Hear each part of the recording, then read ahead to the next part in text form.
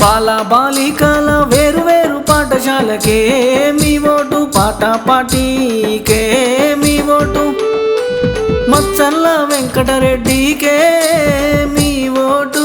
నా 28వ సిద్ధాంతం ఏమిటంటే,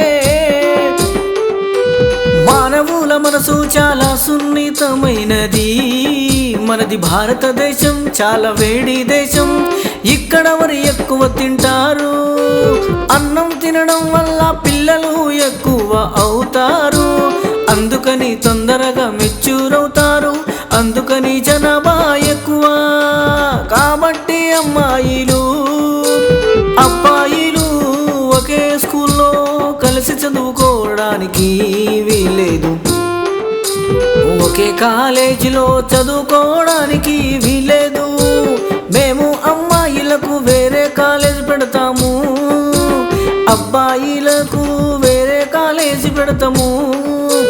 ప్రతి అమ్మాయికి 25 ఏళ్ళు వచ్చే వరకు ఎక్కడ మధ్యలో చదువు మానకుండా ఉచిత విద్యను అందిస్తాము. ప్రతి అబ్బాయికి 25 ఏళ్ళు వచ్చే వరకు ఎక్కడ మధ్యలో చదువు మానకుండా వేరే కాలేజీలో పెడతాము, వేరువేరుగా పెడతాము.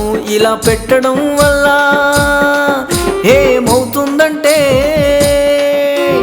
అమ్మాయిల్ని పాపం నానా మాటలు అని నువ్వట్లున్నావు, ఇట్లున్నావు, అది ఉన్నావు, ఇది ఉన్నావు.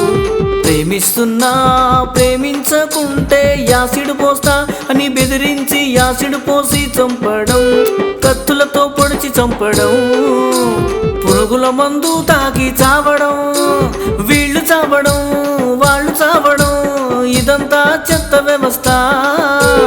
అబ్బాయిలు అమ్మాయిలు కలిసి స్కూల్స్లలో కాలేజీలలో చదువుకోవడము రద్దు చేస్తాము. నిజంగా వాస్తవంగా ఆలోచించి చెప్తున్నా, అమ్మాయిలకు అబ్బాయిలకు వేరే వేరే కాలేజీలు పీడవాయ గోడి కూసే. అందుకని దయచేసి నిజం చెప్తున్నా, ఓటేసి గెలిపించండి, అధికారం ఇవ్వండి. అమ్మాయిలు అబ్బాయిలు కలిసి చదువుకోకుండా ఉండడానికే మీ ఓటు, పాట పాటికే మీ ఓటు, మచ్చల్ల వెంకటరెడ్డికే మీ ఓటు.